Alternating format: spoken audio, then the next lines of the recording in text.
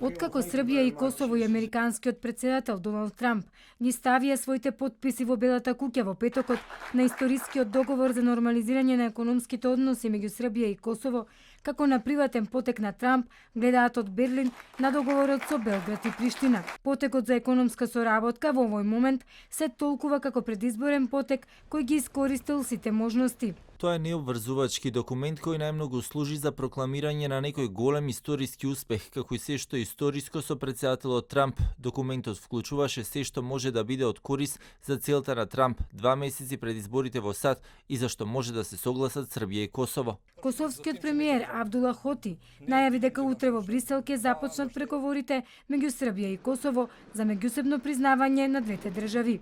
Нема да има меѓудоговор или парцијален договор кој не го решава проблемот за секогаш. Ќе има само конечен договор за меѓусебно признавање кој е систематски и во кој ќе бидат адресирани сите прашања кои треба да се решат меѓу две независни држави врз основа на меѓународните конвенции, стандарди и практики за регулирање на односите меѓу двете независни држави. Вучик пак од Брисел денеска кажа дека ЕУ анализира што е потпишано во Вашингтон.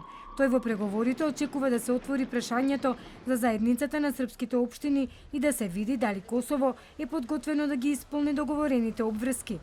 Европската унија несомнено сака клучна улога за себе. Тие анализираат што е постигнато во Вашингтон и верувам дека ќе ја искористат дел од тоа. Набрзо по подпишувањето на договорот во Вашингтон на социјалните мрежи започна да кружи фотографија од Вучич кој седи спроти неговиот американски колега Доналд Трамп. Ова покрена ни за реакции во јавноста.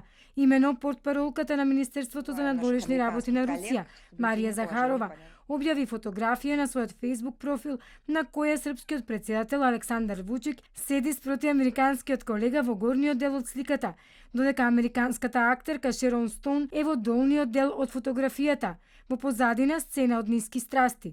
Подоцна во текот на денот Захарова му се извини на Вучик, тврдејќи дека нејзината објава е погрешно протолкувана.